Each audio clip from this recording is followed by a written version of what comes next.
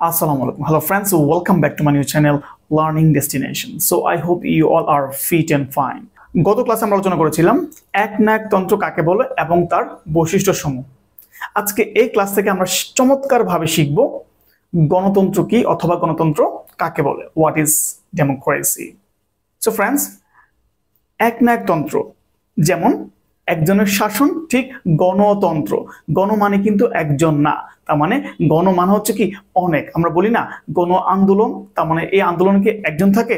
একদম না, অনেকজন থাকে, অগণিত সংখ্যার মানুষ থাকে। একনায়কতন্ত্র যেমন অতি প্রাচীন একটি বিষয়, ঠিক গণতন্ত্র অতি প্রাচীন একটি বিষয়। আর বর্তমান পৃথিবীতে এই গণতান্ত্রিক সরকার ব্যবস্থার জয় জয়কার অবস্থা। এই ডেমোক্রেসি শব্দটির উৎপত্তি হচ্ছে গ্রিক শব্দ থেকে। গ্রিক শব্দ ডেমোস, যার অর্থ হচ্ছে পিপল অথবা জনগণ, এবং গ্রিক শব্দ ক্রেটোস থেকে, যার অর্থ হচ্ছে ক্ষমতা অথবা কর্তৃত্ব। সো আমরা ডেমোক্রেসি মানে বলতেই পারি জনগণের ক্ষমতা বা কর্তৃত্ব। So what is democracy? গণতন্ত্র কি অথবা গণতন্ত্র কাকে বলে? আধুনিক চিন্তাধারায় গণতন্ত্র বলতে ওই ধরনের শাসন ব্যবস্থাকে বোঝায় যেখানে জনগণ প্রত্যক্ষ বা পরোক্ষভাবে প্রতিনিধিদের মাধ্যমে নিজেদেরকে শাসন করে। আরো স্পষ্টভাবে বলতে পারি যে গণতন্ত্র বলতে আমরা সেই সরকার ব্যবস্থাকে বুঝি যেখানে জনগণের অংশগ্রহণ থাকবে, জনগণের মতামতের প্রাধান্য থাকবে এবং জনপ্রতিনিধি কর্তৃক শাসন ব্যবস্থা বা শাসন কার্য পরিচালিত হবে। সো আমরা কি শিখতে পারলাম?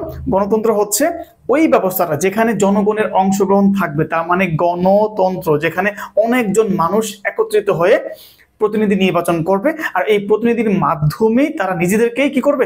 শাসন করবে, যেখানে থাকবে জনগণের মতামতের প্রাধান্য এবং যেখানে থাকবে জনগণের অবাধ অংশগ্রহণ।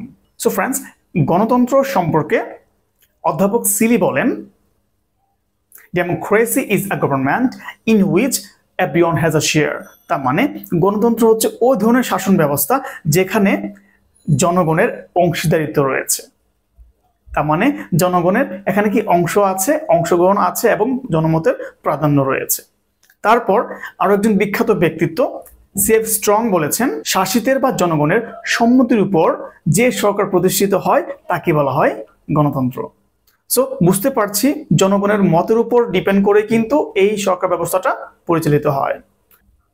আর এই গণতন্ত্র সম্পর্কে সুষ্ঠু, সুনির্দিষ্ট এবং চমৎকার একটি সংজ্ঞা দিয়েছেন আব্রাহাম লিঙ্কন, যিনি ছিলেন আমেরিকার 16তম প্রেসিডেন্ট। তিনি বলেছিলেন, democracy is a government of the people, by the people and for the people.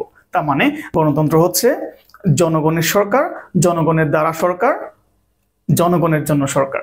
তার মানে বুঝতে পারছেন এই গণতন্ত্রে কি থাকবে?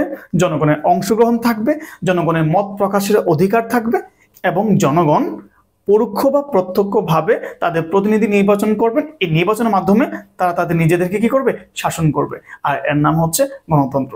তো ফ্রেন্ডস, আমরা এই সংজ্ঞাগুলো থেকে কি শিখতে পেরেছি?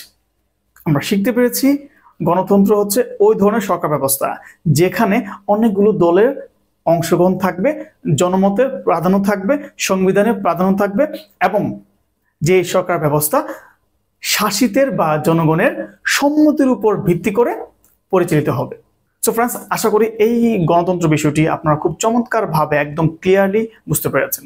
সো ভালো থাকুন, আল্লাহ হাফেজ, আসসালামু আলাইকুম অ্যান্ড টেক কেয়ার।